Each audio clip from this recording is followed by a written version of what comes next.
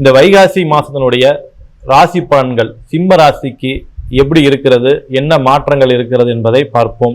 இல்லத்தில் இருந்தாலும் உங்களுக்கான ஒரு மதிப்பு மரியாதை உயரும். அதே போல பார்த்தீங்கன்னா இந்த மாதம் உங்களுக்கு வீடு மாற்றம், இடமாற்றங்கள் நிச்சயமாக நிகழும். அதற்கான முயற்சிகளில் இருப்பவர்களுக்கு அது நடத்தி கொடுக்கும்.